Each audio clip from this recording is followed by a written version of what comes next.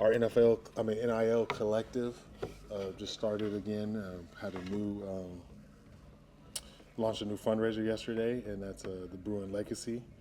And you know, me being a Bruin and playing here and being a part of the Bruin family since 1998, it's truly a legacy. Like I can truly attest to that, just what the school has done for me and what it's done for other some of my teammates that I've played with, and just regular students that I know that went here that had no affiliation with sports or anything. So, you know, UCLA is a place that you would want to be. You want to get developed here in this kind of program that's going to develop you and get you ready for the NFL. And I'm just excited to kick off this first day of spring ball. I love the way that my boys approached winter this year. All the guys came out and was just excited to come out here and get better. They did a really good job of not complaining about anything. We tried to make winter as hard as possible. It was the most demanding winter that I've been a part of here at UCLA. And just the way that the guys responded to it was awesome. And you can kind of hear some of the enthusiasm that we have coming out there. This team meeting this morning was really exciting. I kind of had to calm them down to get them ready for the special team meeting. But I love the way the team is approaching this, and just hopefully it can carry on the rest of spring. So year two for you, are you doing taking a new approach, do anything different going into this spring versus your first spring? I think it was just more of a timing thing. You have more time, you know. So now I'm in this part of my coaching career. Now I'm in familiar territory because it's something I've already done, you know. So we kind of got thrown into the fire last time around this time last February. But you know, I've been in this situation now for a year, so kind of looking forward to it. It's going to be the same approach, and just kind of get these guys ready to play ball and really implement that discipline aspect that I really want to see out of my team. You mentioned the off-season workout program. We saw the graphic that was posted yesterday by Corey Miller. Did anyone or group of players maybe significantly transform their bodies from where they were a couple months ago? Yeah, I think we're not allowed to post the pictures of them, but that would have been, if you could see the pictures, just their body changes, just their body comps, and you know, a lot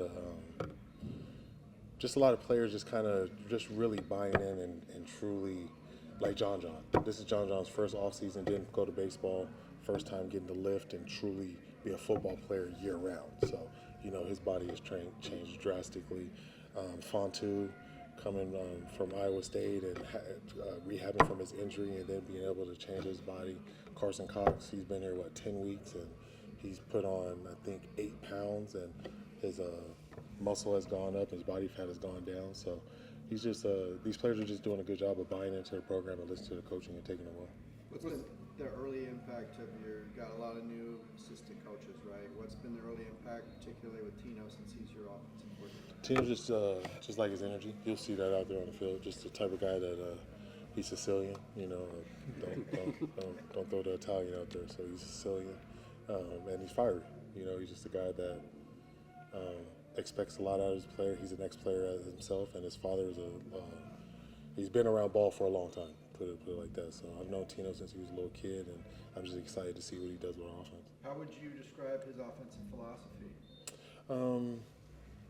It's more of a, I guess it's kind of, let's see. I know what he's told me and what I've told him I wanted to see, but we're going to see what actually happens out here.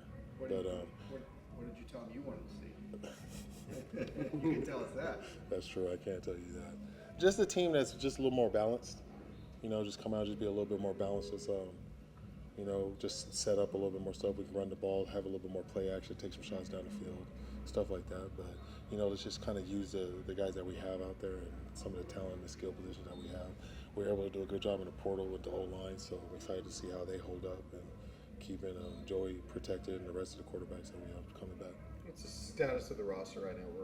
Guys we know who were returning from injury before, like Gary Smith, Keanu Williams. Most of those injuries, they're close to. Most of those injuries, they're close to the end of it. They're still rehabbing, and we'll see how they progress throughout the rest of spring. Do you have some transfers that are coming in right now for spring quarter? Or okay, so everybody got here in January. I only had one come this spring quarter, and that's Noah Flores. But everybody else from the portal was here in January. So all the transfers are in? Yes. A lot of new faces in the secondary in particular.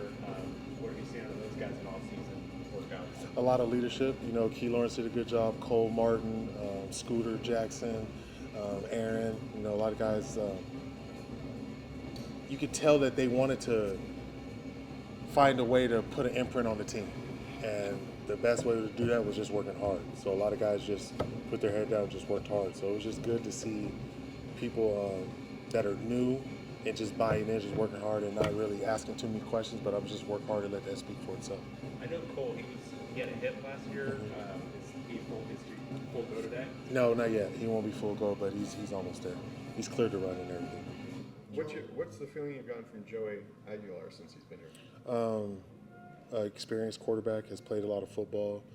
Just excited to see him take command of the team and just let's go, let's take it on. And I think that'll happen once we start getting out here on the field. You know, he was doing a good job when we were doing our walkthroughs and the player-led stuff, but you know, now it's time to really play ball. So. Given the difference in experience between him and the other guys, I mean, is it fair to say he's QB1 right now? I mean, he's going to go out there first, but it's always a competition. It's spring ball, so everybody get an opportunity to compete. But like you said, he does have the most experience in the room.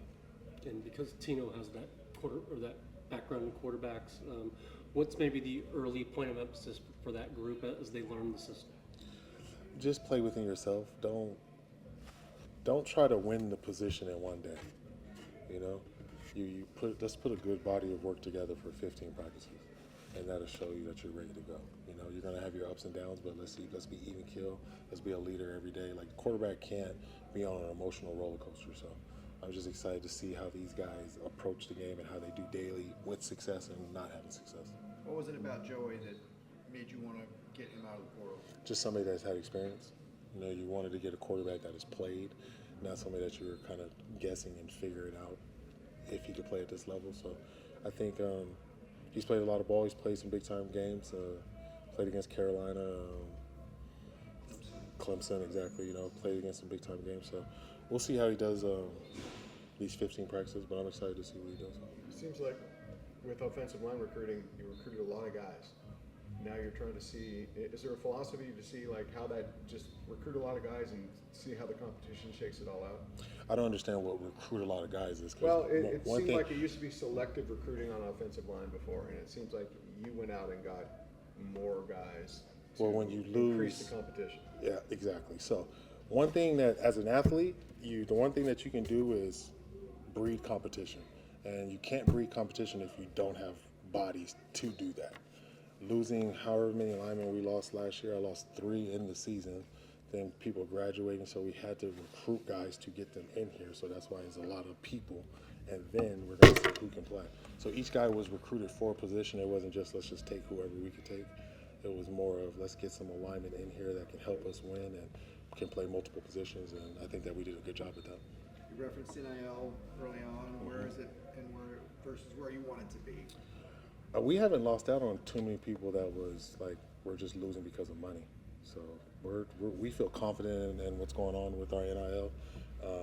Bruins for Life has raised more money than football has ever had. So the number one thing that we can do is be excited because this is the most money we've ever had.